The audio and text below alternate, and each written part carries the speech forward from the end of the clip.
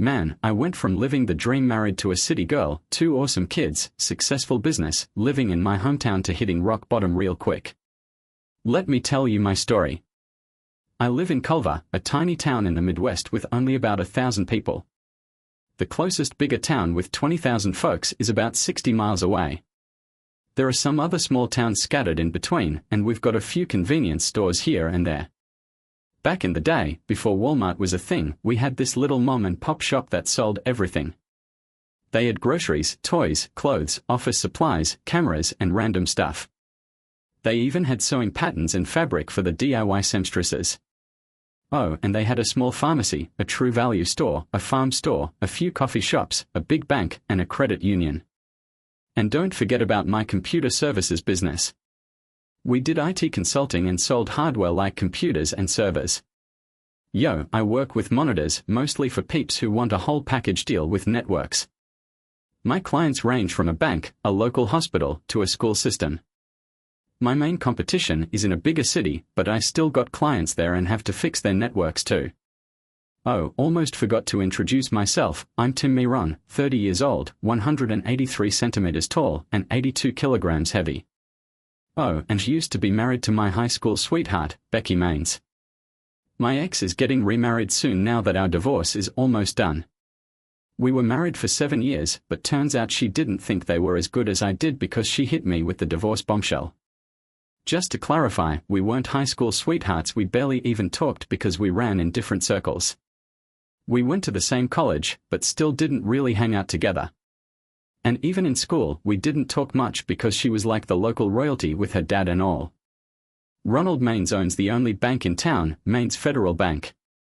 They lend money to local farmers, the feed store, local stores, Ned's Supermarket, and most other businesses in town.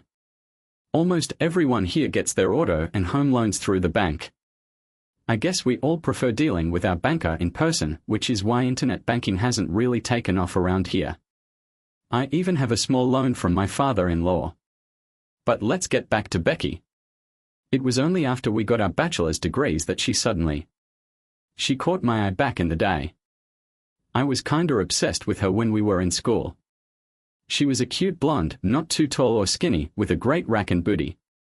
She was also a popular cheerleader.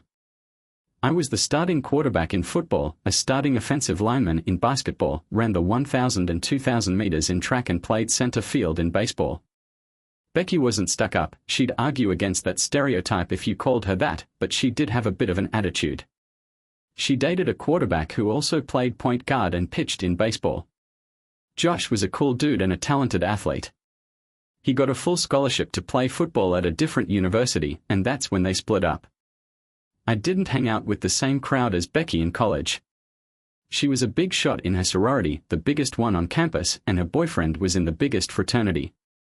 There were always events sponsored by the Greek system to keep us busy outside of class. Me, on the other hand, I was a total nerd, always geeking out about computers and stuff outside of school. My major required me to study just as much outside of class as I did during lectures. And on top of that, I had to work to cover what my scholarship didn't. My dad managed Ned's Superstore, but his salary wasn't anything fancy. It was just enough to keep me from applying for grants. Just to give you an idea, our house could fit 4 times inside the store. Ronald's house in the summer was huge. My dad and I used to go hiking almost every weekend.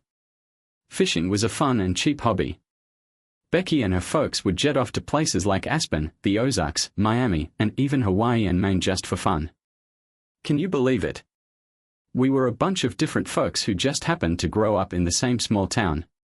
When I got back from school, Becky suddenly wanted to date me. She was practically following me around. I never really got why she was interested, to be honest. I started my own business, but when I was flying solo, I applied for a small business grant to get some startup cash. After the first year, I was finally making a little profit. One night, me and Becky were both at the bar with a live band, and she finally asked me to dance. We clicked pretty well. My mom made sure I knew how to dance different styles, so I didn't embarrass myself too much. We called it quits when the bar closed, sharing a kiss outside her car and making me promise to call her the next day for a proper date. I was an only child, and there was something in my My mom's womb couldn't let the baby grow right, so I must have been a miracle baby. Becky had a brother who ran away at 18 and never came back. I don't think he liked Ronald much. A year after I finished high school, my favorite uncle died from a sudden heart attack. Mom said he was talking about mowing the lawn, then she saw something poking out of the shed in the backyard. My dad passed out, and when Mom noticed, it was already too late. The paramedics didn't even bother trying to bring him back, he was already gone for too long. Becky showed up to her dad's funeral even though we only went on a few dates. I was happy to see her there, and at the cemetery, she came over and held my hand as I cried. She was really sweet to my mom and some of the family members who went out of their way to support us. My mom's house was fully paid off before my dad passed away, and he had a good life insurance policy that would take care of her financially. Man, her life would be so much easier if she just paid more attention. Thank God for that, considering what's been happening lately. I'll talk more about that later. Reminds me of this old joke about a guy who kept chasing a girl until she finally caught him. But with Becky and me, it was the other way around. She was the one chasing me. She even asked me out on a date and was the one who initiated our sex life. Let's just say, we were a great match in the bedroom. We ended up exclusively dating, at least from my perspective, and I never heard any rumors about her seeing other people. Me and Becky used to hook up like 2 or 3 times a week. Sometimes I had to travel to faraway places for work, like big farms that needed all their computers connected, from tractors to milking parlors to home computers. They all needed Wi-Fi, but because the buildings were far apart, we had to figure out some logistical stuff. So, I'm not sure if Becky was at her parents' house on those nights when I was too busy to see her.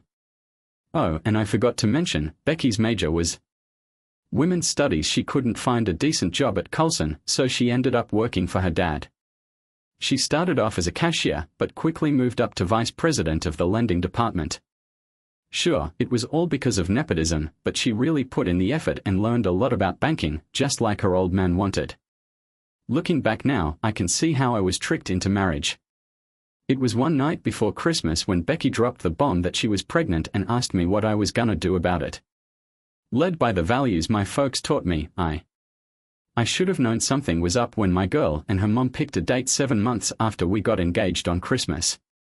Turns out she wasn't really pregnant like she said. By the time I figured it out, all the plans were set and invites were sent. When I asked her about it, Becky just shrugged and said if she left it up to me, we'd never even get married. She said she loves me and I love her, so it'll all work out in the end. I was head over heels for this city girl, the sex was out of this world and I was dying to get with Becky. So, I went all out and didn't hold back. But then I found out she had lied about being pregnant. Our wedding was the talk of the town, everyone was there. We even had it on a Sunday afternoon so all the shops could close. The party was insane, organized by a local company. We went to Barbados for our honeymoon, where Becky discovered a nudist beach and man, we were butt naked pretty much every day while we were there. Our lovemaking was a mix of sweet and rough, gentle and wild. We did it all, man. We rode around the island on scooters and even went snorkeling in the crystal clear Caribbean Sea. After 2 weeks of pure hedonism, we had to go back to reality and work. By then, I had one person working under me, but by the time our marriage ended, we had 3 technicians and an accounting secretary to keep everything running smoothly. About a year after getting hitched, Becky dropped the bomb that she was pregnant for real this time. Oh man, my little Connie was born with all her fingers and toes and was gonna be spoiled rotten. Then 2 years later, Tad came along and completed my life. I was as happy as a pig in mud. But then in the 7th year, everything changed. Becky had to start working a lot of evenings and weekends. I get it, she needed to attend banking conferences sometimes, but it was a slow year and we couldn't get enough loans coming in. Man, I had to come up with excuses for all those evening meetings and weekends. Becky always picked up when I called, but I tried not to bug her unless it was urgent. She never missed a call, never sounded out of breath, but I was still a bit worried. Our sex life took a hit too, cause Becky was hardly ever home before I hit the hay.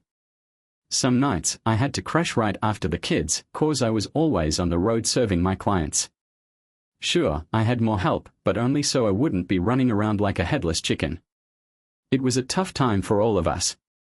Man, I've been super busy lately, but I made sure to schedule my days so I could be home in the evenings, especially if Becky wasn't around to watch the kids. I'll never forget the last time I got busy with my wife. I came home on a Friday night, and surprise, surprise, she was already there and had cooked us dinner. The kids were thrilled to see her and chatted with her throughout the meal. We had to tell them to actually eat their food. After dinner, we cleaned up and loaded the dishwasher before settling down to watch Shrek together. For the 100th time, the kids were thrilled to see Becky. She had to tuck them in for the night. I wasn't allowed near their room once they were settled. Becky came back to the living room with wine, high heels, and some sexy lingerie that made me super turned on. We sat on the couch, sipping wine while she whispered dirty things she wanted me to do. She didn't want love and cuddles, she wanted rough sex. I wasn't into it. I didn't know if I could handle this task because it had been a while since we last met, and I was worried I would finish too quickly. I gave it my all and then passed out. When I woke up on Saturday morning, Becky was already up and had an envelope in her hand. She was like, "Wake up, dummy. Where's the sweet girl from yesterday?" The kids were all ready to go to their parents, and I realized I'd be staying there for the weekend. "You've got about 48 hours. Get your stuff out of my house or I'll get a restraining order against you on Monday for mental abuse and violence. And by the way, I'm filing for divorce." I was so surprised, but then I finally spoke up and asked what was going on. Turns out, it's all because dumbass Josh started working at the bank with his dad and now we are getting married once my divorce is finalized. We've been catching up for months and now it's time to make a move. As she was leaving, she dropped one last bombshell into my life. Turns out Josh can't have kids, so he wants to adopt Constance. From now on, they'll be called by their real names, not the silly nicknames you came up with. And as she walked out, she slammed the door. I spent the first 12 hours of the weekend reading and rereading the contents of the envelope. Rebecca, or should I say, not Becky anymore, not only wanted the house but also my business. The terms said I could still run it. So basically, this chick was working at the company with us, but was only making minimum wage, even less than the rest of us. She was trying to get full custody of the kids and was asking for child support that was way more than I even make. And get this, she was also asking for alimony even though she makes way more than me. Her car was in her name, but mine was from the company so I could drive it as long as I was working there. We had a bit of savings, but not much since we were still young. She had already taken out most of the money from the account, leaving just a few bucks. Man, I didn't understand half of that. Finally, I decided to stop overthinking and just get to work. I called up everyone I knew and eventually found someone who could lend me a pickup truck and trailer. My own friends weren't an option, so I reached out to some guys from school who came over right away. We loaded up the trailer with stuff that Becky couldn't handle. With no other options, I headed to work. The year before, I had bought a whole bunch of stuff. We needed more space so we decided to expand on the second floor of the building. There was a rundown little apartment at the back, so I got down and dirty and spent the whole day on Sunday cleaning it up. I used an air mattress as my bed and my friends hooked me up with some old furniture and kitchen stuff so I could at least eat and have something to sit on. I made do with a small microwave until I could find a stove, and I needed a fridge but settled for a cooler with ice for my beers. Woke up on Monday feeling like a wreck, body aching all over. Hey, I suggest using an air mattress only if you really have no other choice. The shower was freezing because there was no hot water on the second floor, just a tiny tank for the bathroom in the office downstairs. I somehow managed to shave and look somewhat decent. I reached out to a few local lawyers and it was pretty obvious that they saw me like I was some kind of serial killer. My father-in-law made it clear that I'm on my own and he won't give me any help or lend me any money. I didn't have time to call a lawyer from out of town that morning. I had to go to court by myself with Judge Gavin in charge. I had a bad feeling because the judge was always at Maine's family events, and I bet he got his car and house loans from Maine's Federal Bank. He started by asking me why I didn't have a lawyer. I told him my wife gave me the documents on Saturday, so I only had time to look for a lawyer this morning before the trial. None of the local lawyers would take my case, so I asked for a postponement to find one. Some lawyer dude from out of town is saying I don't get it, but according to the court papers, these documents were filed 3 weeks ago and a trial date was set back then. It also says a cop gave you the papers at work on the same day. You've had plenty of time to get a lawyer and show proof of your money situation. I gotta call you out for trying to stall the case, Your Honor. I wanna object and hope this gets sorted out. Okay, so I told the court that I think they are trying to force me into a settlement that totally benefits my wife and screws me over. And it's not even about helping our kids, because all our financial stuff is mixed together anyways. She said she's gonna get remarried right after our divorce, so alimony shouldn't even be a thing. Then she slammed the table with a hammer and told me to shut up. Rude. So, I messed up the order and had plenty of time to answer the subpoena. The judge ruled in favor of the other party, slammed the gavel, got up and left.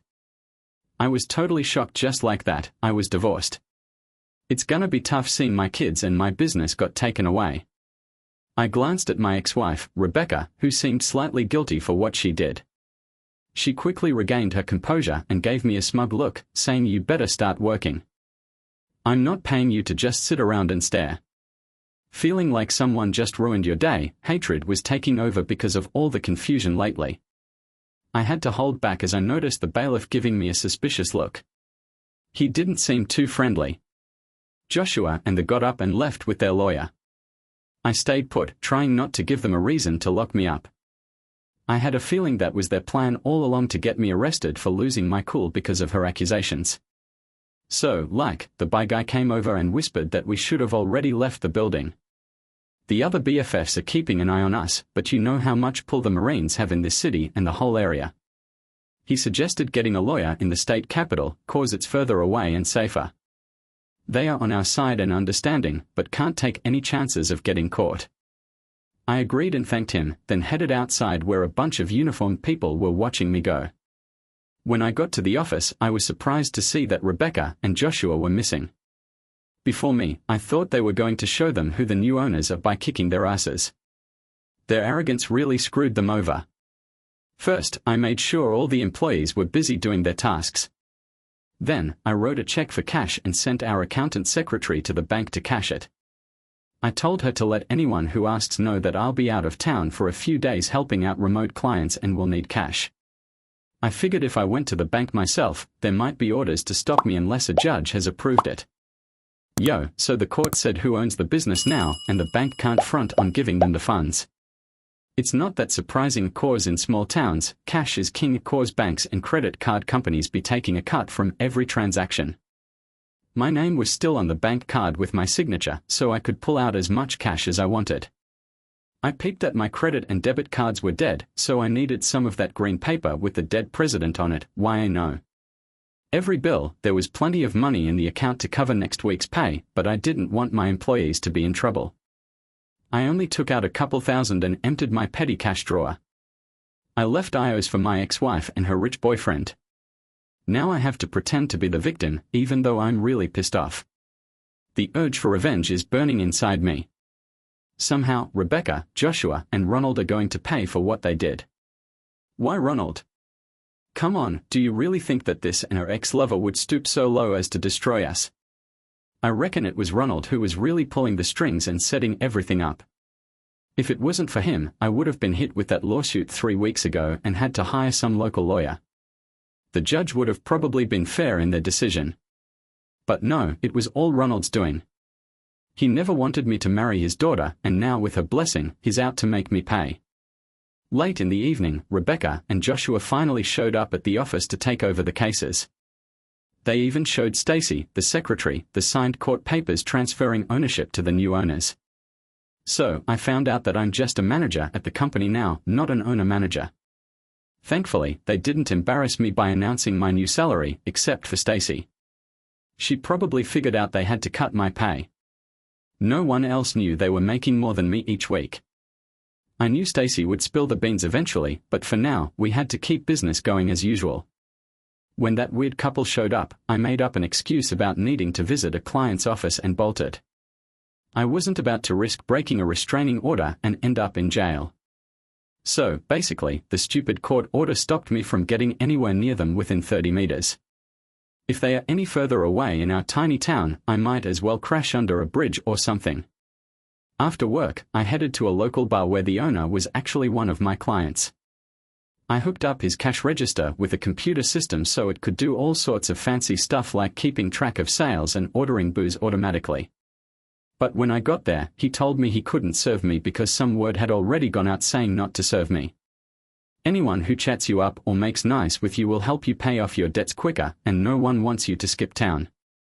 He gave me a sly wink and nodded towards the back door. I knew exactly where his security cameras had blind spots, so I nodded back and slipped away, keeping close to the wall.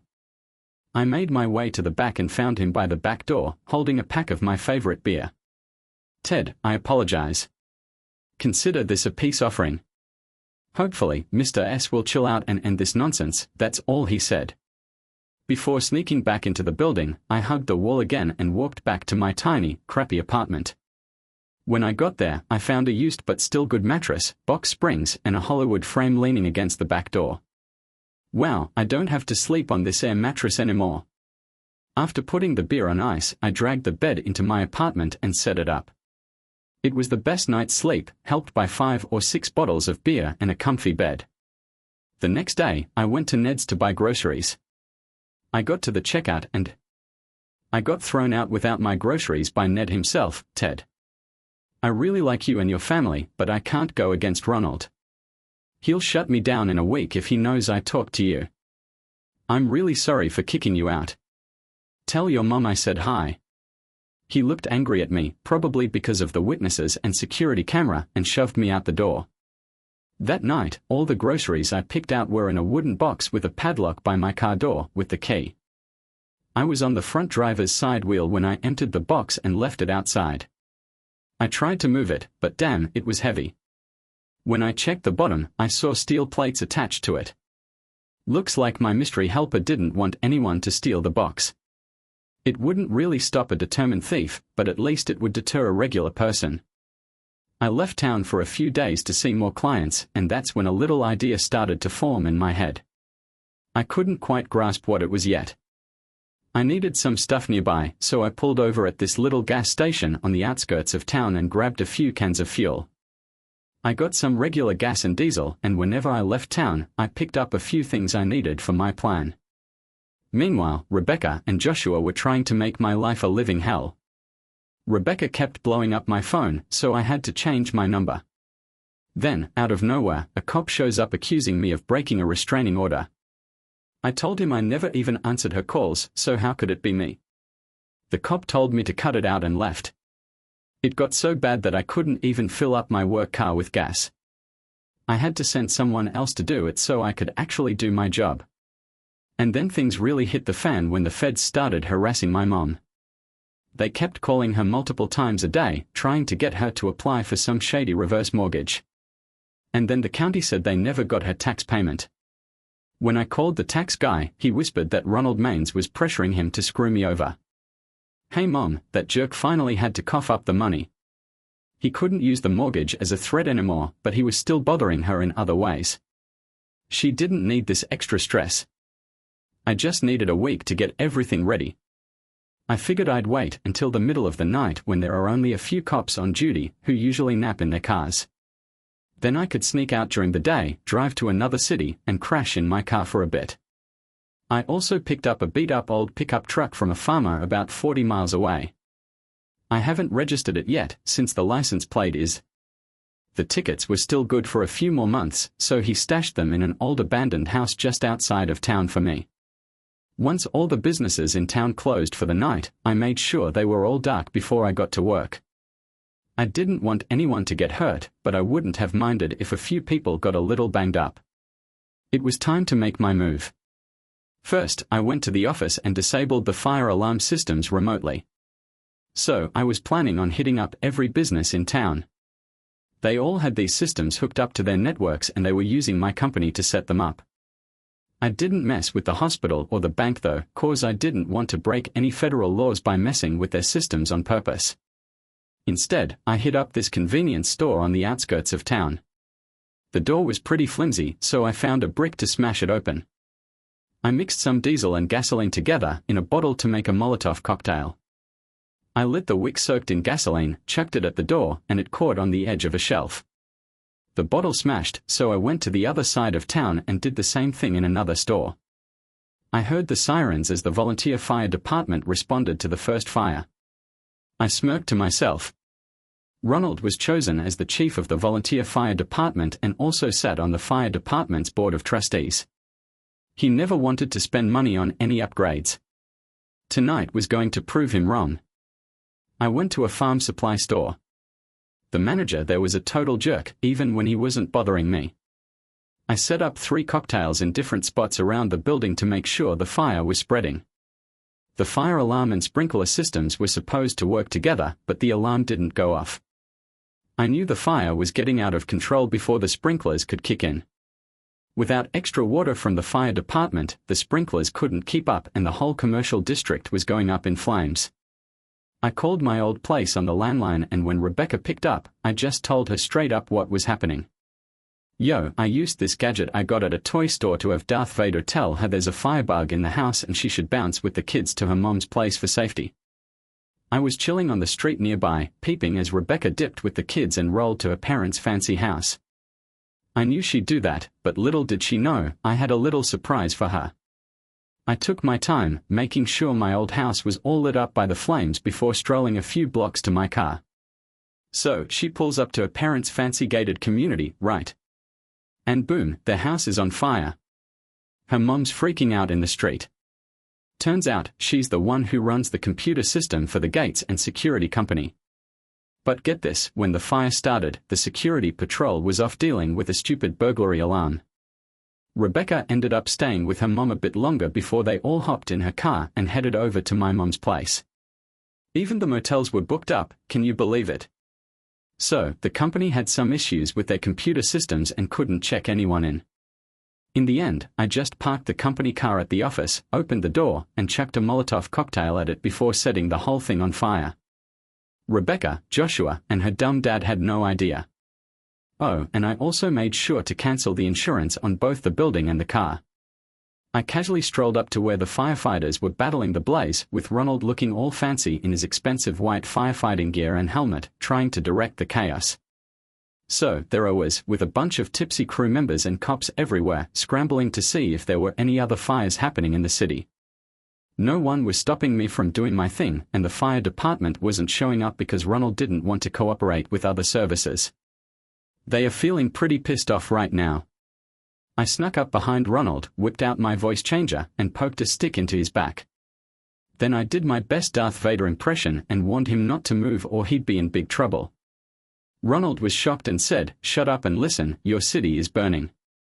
If you don't want this to happen again, you better get your act together. No one is safe from payback, even your own house is up in flames now. Listen up and learn, stop being a jerk or you'll face more consequences." I didn't want him to turn around, so I pushed him and he fell into a muddy hole. He got up on his knees, all dirty from his clean white clothes. I kicked him and he fell back in. As the mud came up to his face, he turned and I walked away, blending into the crowd. I watched as they tried to put out the fire, but I made my way to the hidden pickup truck and drove far away from there, way past the boundaries. I figured I'd be a suspect, even in a corrupt department they gotta investigate crimes. It's messed up. I ended up in a big city 3 states over from where I grew up. I didn't bother changing my name or getting a fake ID, I just didn't care. I couldn't face it. So Joshua ended up adopting the kids cause I couldn't afford child support. I knew the cops would be on my ass, so I didn't even bother trying to start a new business. Instead, I just got a job in IT and ended up doing the same shit as before. I waited a bit before calling my mom's landline cause I was hella paranoid. Drove like 50 miles from my place just in case the feds were trying to track my phone. Turns out I was just tripping for no reason cause Mom was actually happy to hear from me. She was just overwhelmed with all the local gossip. "Hey there, first of all, I'm relieved that you're okay. At first, we were worried you were trapped in the apartment during the fire, but thankfully there was no trace of you.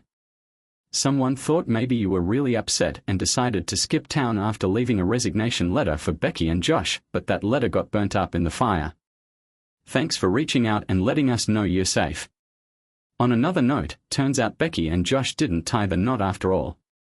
Seems like he was already married in another state and never got a divorce. Can you believe it?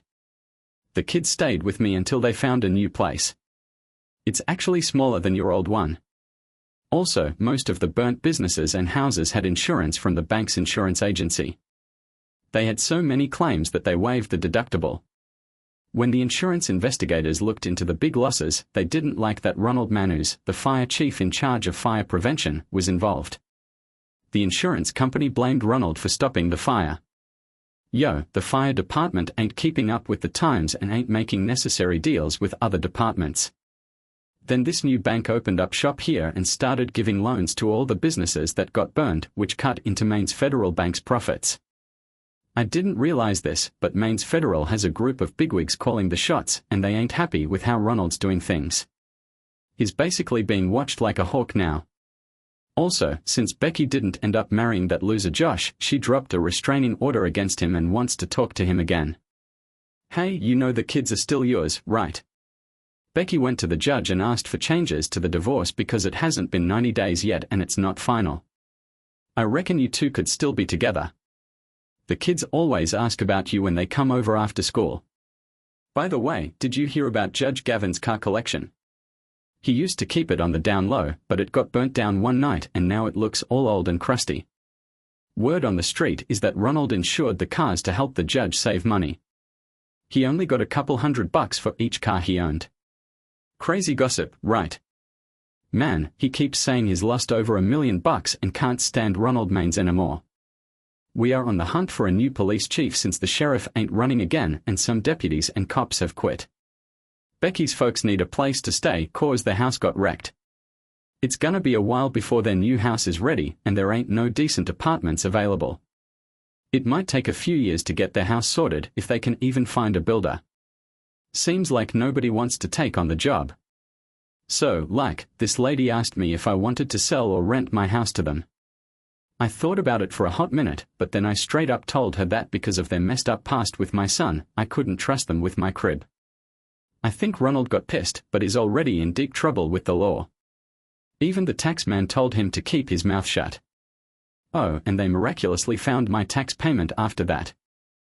I bet the tax man got the hint that night when his cars and van went up in flames.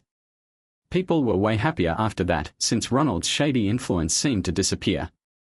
Their tax problems just disappeared out of nowhere, man. Right now, it looks like everyone's only worried about the fires, especially business owners and Ronald. People say fire cleanses, you know. So when you gonna come visit your old mom and the kids? I had to smile. I think I gotta plan a trip back home real soon, but I might need to get a new car first. My old one barely made it last time. See you soon, Mom. When I stopped telling you about my sad divorce, I made it through the crazy terms and survived. Got a chance to get back at my wife, her side piece, and her old man.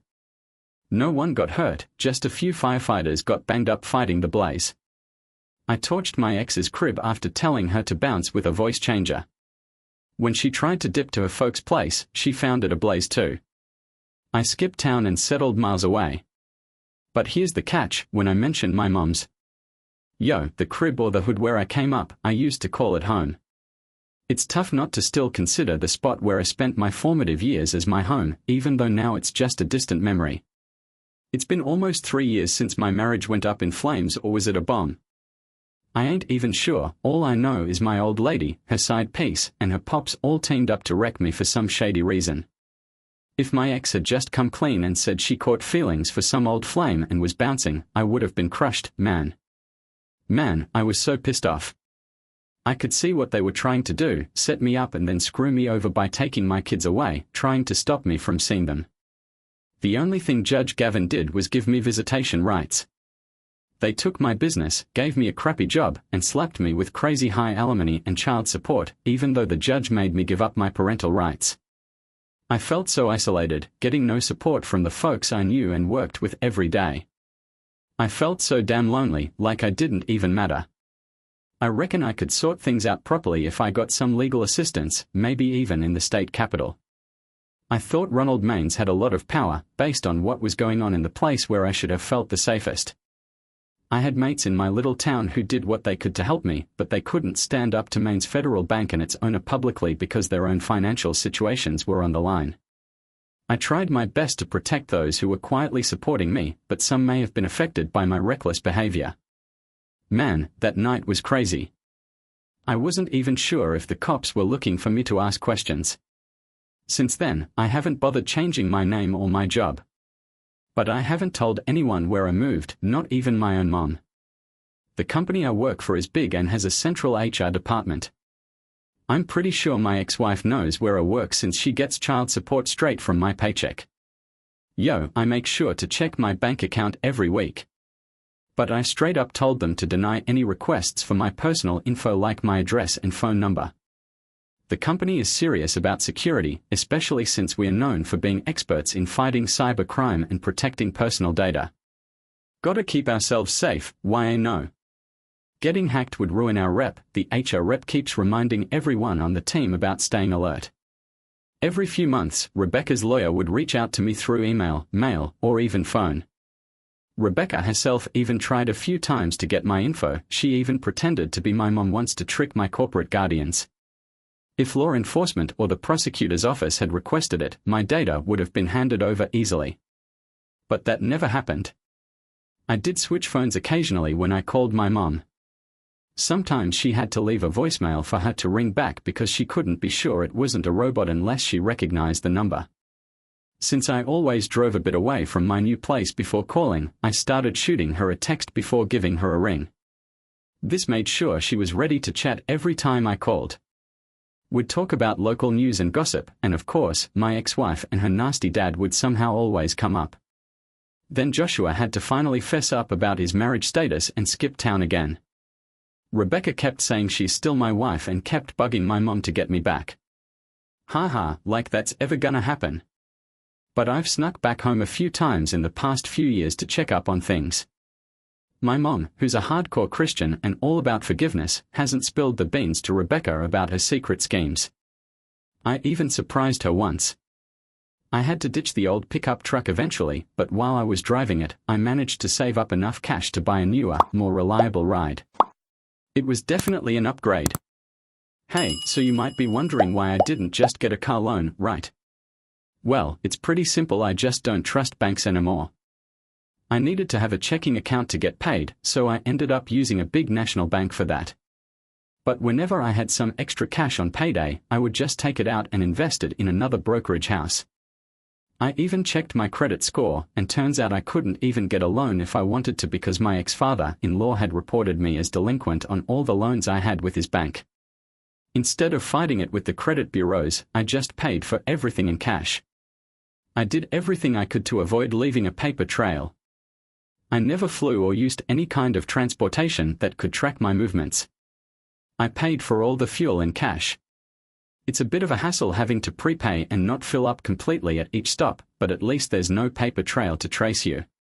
I always carried a couple thousand in cash, hidden in different places like bags, wallets, and in the car itself, so I was always prepared in case I needed it. After researching, I found out which car color and make are usually the most common. I got the older version in this color because it was cheap and didn't give me too many issues. I found a few motels that weren't part of a chain but were clean and quiet along my travel routes. They also took cash, so there was no paper trail. Yeah, that's what I meant when I said routes in plural. Sometimes I would add a couple hundred miles to my route just to mix things up and avoid any patterns in case my ex-wife found out about one of my trips home and sent an investigator after me. Some people might just be like, what's the big deal? I know I might sound paranoid, but what makes me paranoid is that almost everyone in my hometown, including people I grew up with, went to school with, socialized with, etc., turned against me just because my ex and her evil father decided to ruin me and maybe even conspired to put me in jail. Doesn't that make you a little paranoid? And then there are others, including my own mother, who want me to go back to my ex, no matter what. Sorry, but no way. It wasn't working out, so every now and then I'd take a week off and head to bumfuck USA to visit my mom and kids. We talked on the phone a lot, so I made sure to see them daily after school and hang out with them until Rebecca got off work. It seemed like Rebecca had to put in overtime to sell some credit with all the competition in our little town. On top of that, she had to keep my old IT business afloat and stop it from going under. Through my mom, I found out that a lot of my old clients were threatening to bail. Rebecca, when I thought about coming back and starting a new business, I was tempted because I really missed home. But after everything that went down there, I realized that it wasn't the same hometown I grew up in. So I decided to just show up at my mom's place right after the kids got there without giving her a heads up. I pulled up to the house, jumped out of the car, and walked up to the door. When my mom opened it, I shook her hand and asked for her phone. I put it in my pocket, said hi to my kids, and that was that. Whenever I wanted to call them, Connie and Ted would run over and start chatting about everything that happened since I last saw them. Once we finished catching up, I'd load them and Mom into the car and drive to our town about an hour away. We'd grab a bite, watch a movie, maybe hit up a children's museum, feed the ducks at the park, or do something fun. All the while, I'd chat with my kids and learn from them. Mom was going on and on about the family last night, preaching about forgiveness and turning the other cheek like it was some kind of divine revelation. I just nodded along and let her carry on, even though it didn't really make a difference. Mom also talked about how Rebecca was feeling down and sad, not smiling anymore, always asking about me and wanting to make amends for whatever she did wrong. This went on for a few visits, but the only thing missing was actually having Rebecca there. My mom never apologized to me, and she never even mentioned if Rebecca cared about me. I already knew the truth, so why bring it up? One day, my mom sneakily took my phone and started texting Rebecca while we were out walking. I almost lost it and got really mad before I grabbed the phone from her and yelled. But then I remembered, this is my mom who carried me for 9 months, wiped my nose and butt, and raised me. I took a few deep breaths and tried to stay calm. Ask her what she wants to do, Tim, it's easy. Rebecca just wants to know where the kids are and if they are safe. She's worried you might take them. I mean, she's their mom, so it's a fair question. But I don't trust her at all. She's shady. If the cops show up, they'll probably be here soon. I wanted to call her a bitch, but the kids were nearby. So I quietly took us to the car and drove to a secluded spot in the parking lot when my mom started. I was freaking out, right? Then, 3 cop cars pull up to the restaurant we were at, with 2 cops in each. I looked at my mom and she's like, oh, they probably didn't come for us. I just nodded. The cops got out and started looking around, but they didn't even notice my car because it was all tinted and the engine was off. Eventually, they figured out they had the wrong person. So, the predator was gone and they moved on to the next thing. Mom still can't believe that my ex blamed her. Becky's son asked me to let her know where we were so she could come join us and we could chat. You should sit down with her and sort things out, maybe you two can get back together. I shook my head. Why don't you call her now and see what she has to say about us? I handed her the phone and she quickly called Rebecca. I asked her to put the phone on speaker but I stayed quiet. The kids took my. So yeah, I was just there, but Rebecca started firing off questions like, did they nab him? Was he busted? I had to tell them he snatched my kids and dragged them out of town. My mom looked shook, man. I mean, I know I've been acting tough lately, but that cop tried to bust me for seeing my own kids. I got the legal right to visit them whenever, it's in the court papers. Finally, my mom was like, nah, Tim spotted me texting you the location and got us out of there. We saw all this go down from the parking lot, why you gotta do Tim like that? What did he do to deserve getting arrested? I thought you were gonna come chill with us, not call the cops. Rebecca quickly changed her tune, trying to downplay the situation. I don't know if she noticed we were all listening, but she started trying to minimize the damage. Margaret said she just wanted him to sit down and talk to her. She decided that if he was in custody, he would have to talk to her. Then she could drop the charges and see what happens next. I shook my head in disgust, thinking this situation is messed up and will probably get dropped. She's only charging me if I agree to something that helps her but hurts me. Rebecca just asked, where are you guys now?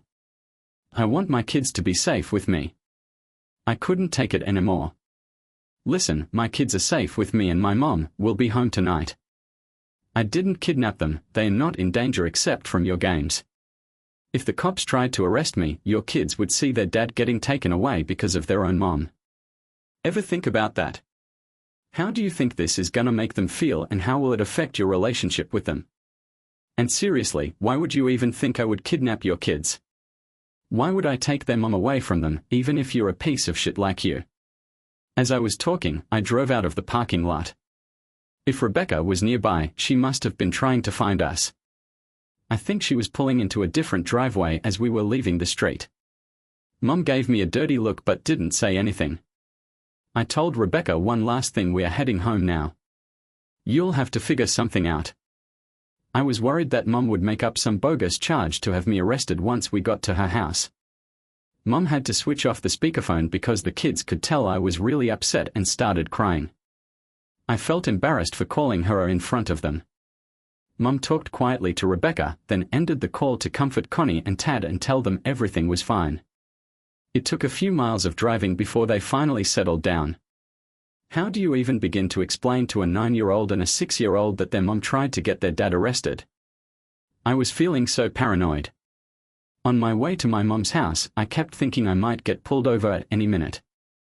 I kept telling myself that nobody knew what kind of car I drove, the color, or the style, so there was no reason for cops to set up a roadblock and check every car.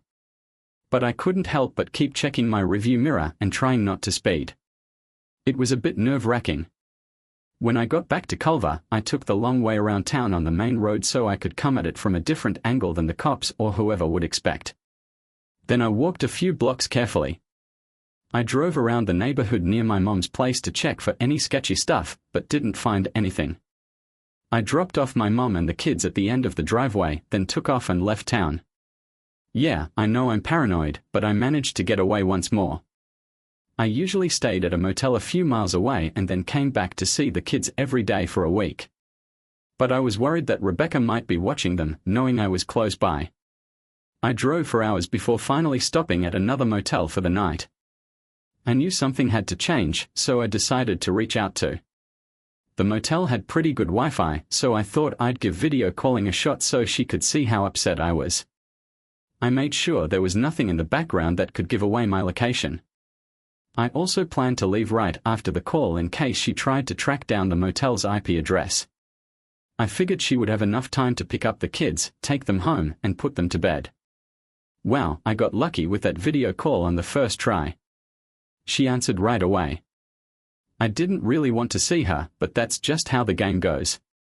It's been 3 years now and she still looks good, but I know her beauty is only skin deep. Tim, I'm so happy to see you.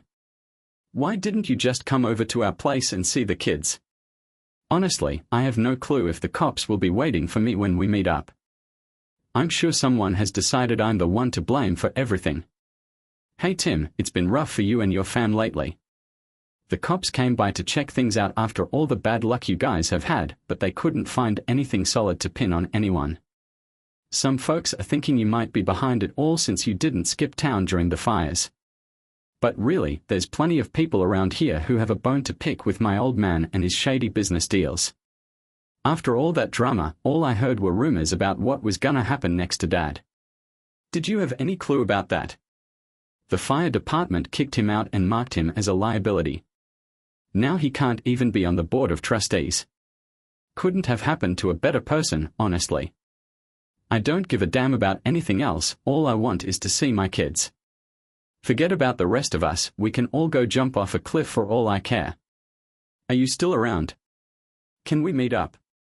Will I get arrested for seeing my own kids, who I have the right to visit anytime according to the court? When she heard that, she seemed a bit shocked. I was hoping it would get you to have a chat with me. I would never report you to the police. Plus, if I got pulled over for a small thing, it would show I was once held for kidnapping. I don't think their records would show that I wasn't actually found guilty. Sorry, but I can't assist you with this issue. And if you drop your complaint, wouldn't that mean you lied in the first place? It could make you look bad. They would never find out. Dad's not gonna put up with that, no way. Rebecca's still the same, Dad will sort everything out. I can do whatever I want, even if it's against the law or my ex-husband's rights. She hit me with a bombshell. She said, "You're not my ex-husband, we are still married." I shook my head in disbelief and said, "Sorry, but I've got papers that say we are divorced and I'm not the father of my kids anymore. That's why I call them your kids." After the fire, I asked my lawyer to cancel the divorce because it hadn't been 90 days yet.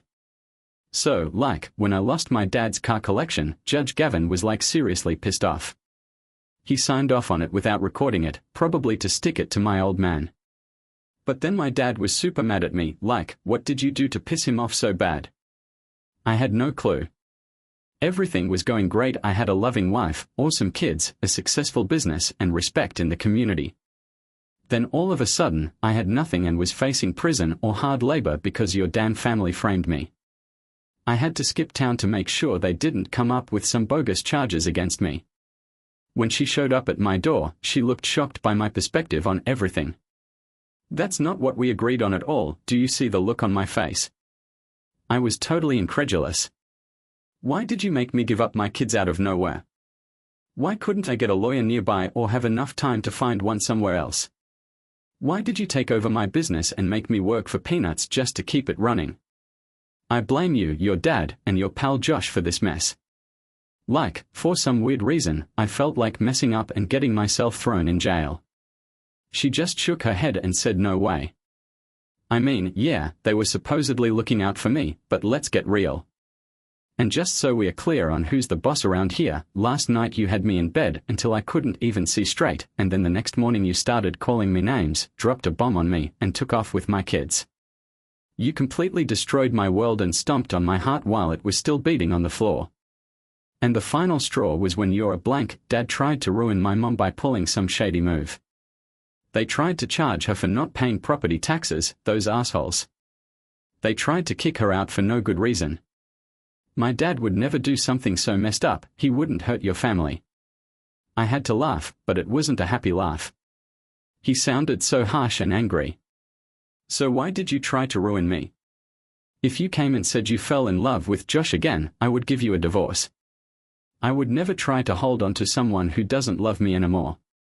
No, you should have taken everything and left me with no choice. Dad said if I gave up the kids, I wouldn't be able to fight for custody, but I still had to make sure we had enough money to live comfortably. Oh, that plan worked great. Your dad spread rumors that I couldn't afford groceries or even put gas in my work car. I couldn't even buy basic furniture. No one could talk to me. Everything had to seem like it magically appeared so I could get by. You refused to help me with anything and expected me to pay all the bills. I had no one but my mom, and you tried to take everything away from me. Man, that was it. I couldn't let those assholes hurt her anymore. I just spilled my guts. I hope she didn't write it down. That's all. Ronald would need to lock me up for years. I had to calm down. Rebecca was still in denial when I cut the connection. I had to get out of there. I was exhausted from all the drama. I drove a few hundred miles in the wrong direction before finding a quiet spot to pull over. Man, I was driving on the highway and had to pull over and hide behind a bunch of tall trees to take a nap. That was the closest I've ever come to getting caught during one of my secret visits to see the kids. I always made sure to be careful whenever I contacted my mom, using one of my burner phones and sometimes Skype to check in on the kids. They were growing up so quickly and I wished I could be there with them every day, but my paranoia always got in the way. Finally, I saved up enough money to hire a lawyer and paid her in cash to check my marital and parental status. Damn, Rebecca wasn't lying about that. She told me we are still married, which is true. So I stopped the child support coming out of my paycheck. That expletive didn't deserve any money directly from me. Instead, I sent the funds to my mom with instructions that they should go to Connie and Tad, not Rebecca. I know she probably just gave it all to Rebecca, but it made me feel better. The lawyer also found out that my kids' adoption got cancelled. I think Josh didn't want any more kids unless he was. I'm gonna grab the keys from the old man. I have no clue how he was gonna ditch his ex-wife and kids, but I didn't give a damn. I probably should have kept an eye on him, but I thought I messed up his schemes enough. When I found out I was still hitched, I went ahead and filed for divorce. That meant I had to head back to my hometown for the hearing. Even though my lawyer thought the arson case was closed, I was hesitant to come back in the spotlight. Ronald got his ass handed to him. Man, he was still a tough guy to deal with. I didn't know how he was gonna come at me, but I had to stay alert all the time. The day before the first court date, I snuck into town and stayed at a shady motel on the edge. Of course, I used my usual fake name, John Smith. The motel owner recognized me and promised to keep my identity under wraps. On the day of the hearing, I left my gun in the car because they had metal detectors at the courthouse now. I was totally defenseless, didn't even have I had a pocket knife ready just in case Ronald tried something in the courtroom when the hearing started. Judge Gavin, the same judge who screwed me over before, was quick to listen to Rebecca and her lawyer. "What do you want from this hearing?" he asked. Surprisingly, she wanted counseling and wanted me back as her husband. I wasn't allowed to speak, but I sat there shaking my head. Rebecca tried to paint our marriage as full of misunderstandings and confusion about her true feelings. What a load of crap. And of course, the judge bought into it.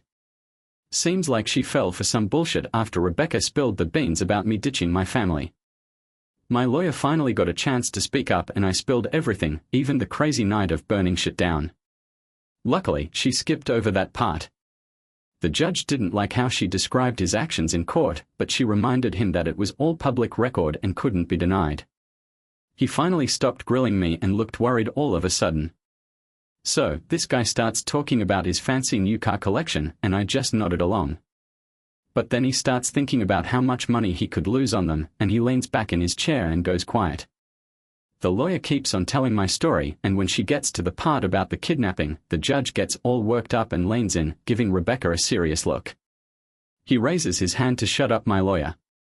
Can you believe it? He actually tried to get Mr. Maharaj arrested for taking the kids, even though he had permission to visit them. The court said he can see the kids whenever he wants. Rebecca looked panicked and turned to her lawyer for help, but he didn't back her up. The judge got a bit more firm and was like, "Why the hell would Tim come back here and marry you again? I get that the divorce happened fast and seemed legit, but this guy was basically shunned and bullied in his hometown. His mom even got hit again. Why would he want to come back to you? Just for show? Are you gonna make your kids suffer just for your own selfish reasons? What's he supposed to do when you start getting all worked up again? Is he gonna have to go through that same awful ordeal all over again?" Before Rebecca could even answer, her lawyer freaked out and asked for a quick break and a chance to talk to the lawyers in private. My lawyer just shrugged it off and didn't say anything. Judge Gavin banged his gavel and left the courtroom, and both lawyers followed him out, only to return a few minutes later. When the hearing started again after he came back, the judge seemed pissed off. Rebecca's lawyer looked embarrassed, but my lawyer was smiling. During the rehearing, Judge Gavin brought in a surprise witness, Ronald. He told Ms. to swear in and take the stand. I had no idea that my father-in-law was there at the hearing. I didn't understand why he was there, besides supporting his daughter. I couldn't see why he would support her trying to get me back.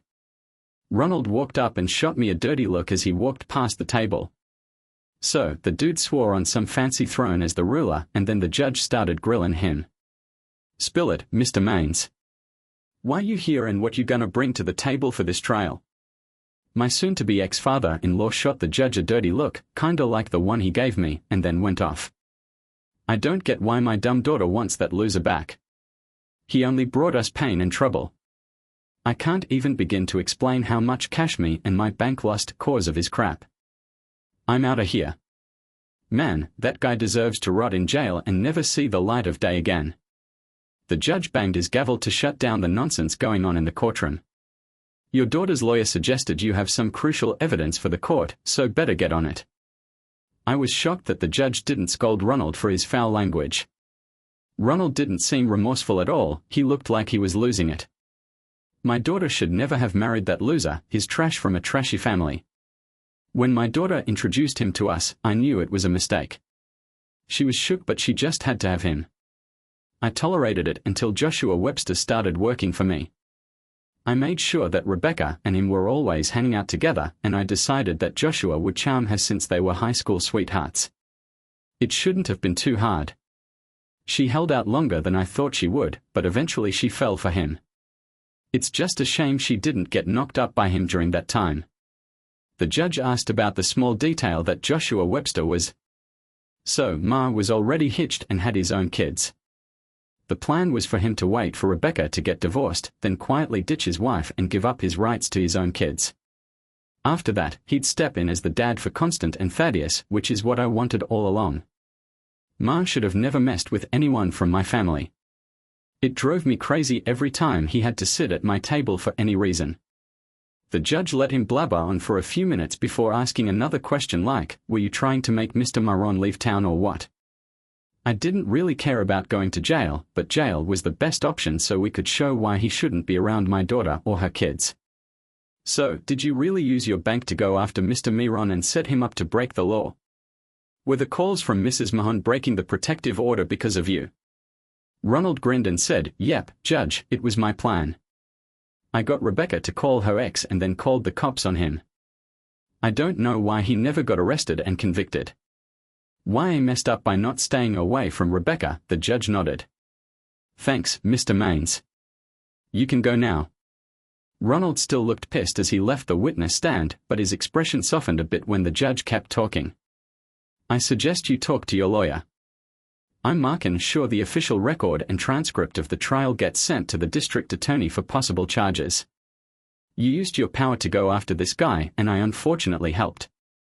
I'm trying to make it right." Before I retire, Ronald's face looked all pissed off.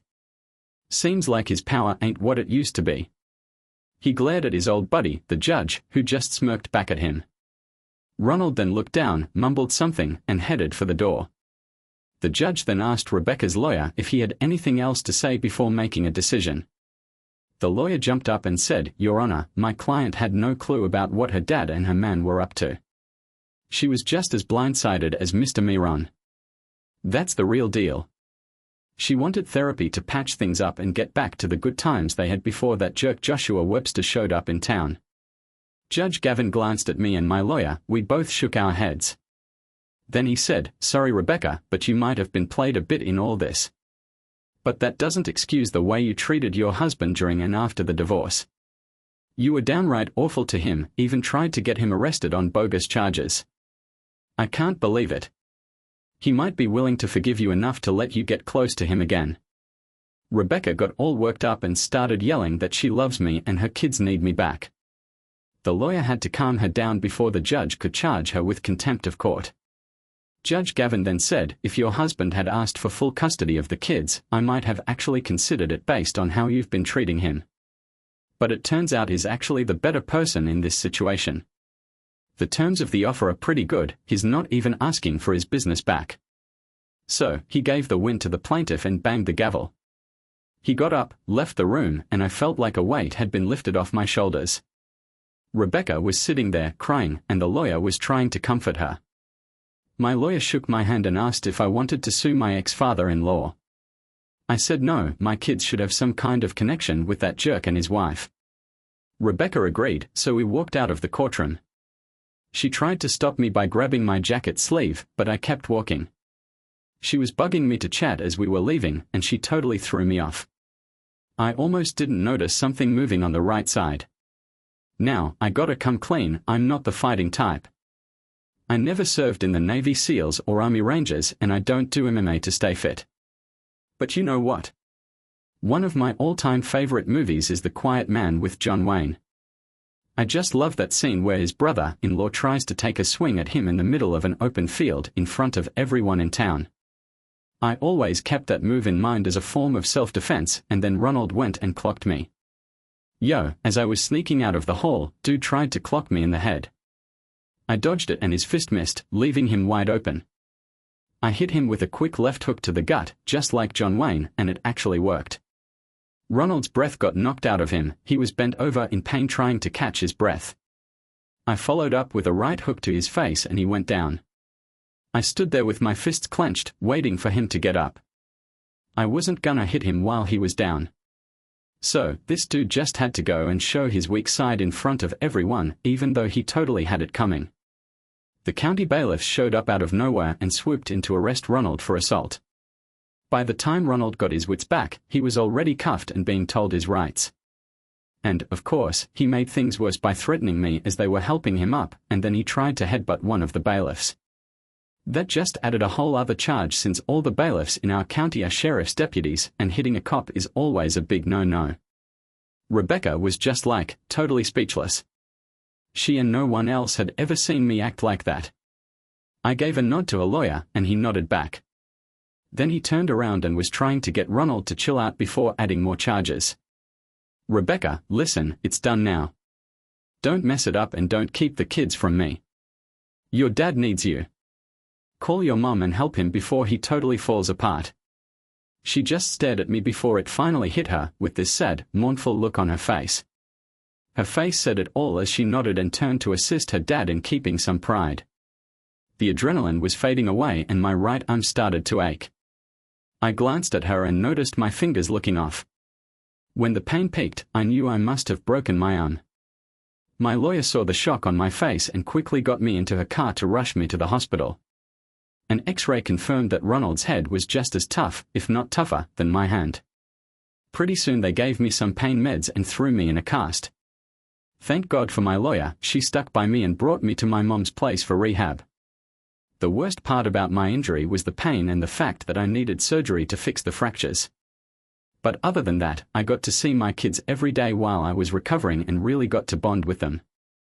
Rebecca kept showing up every evening to pick up the kids, and she and my mom were always trying to push me back into married life.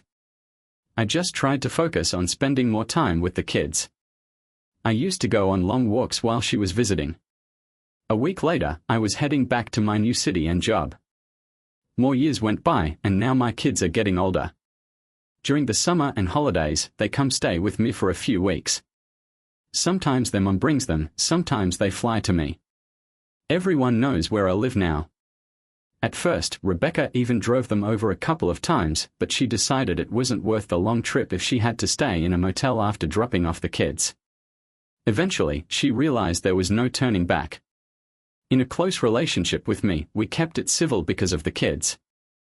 I've let go of enough anger towards her that I no longer label her as a.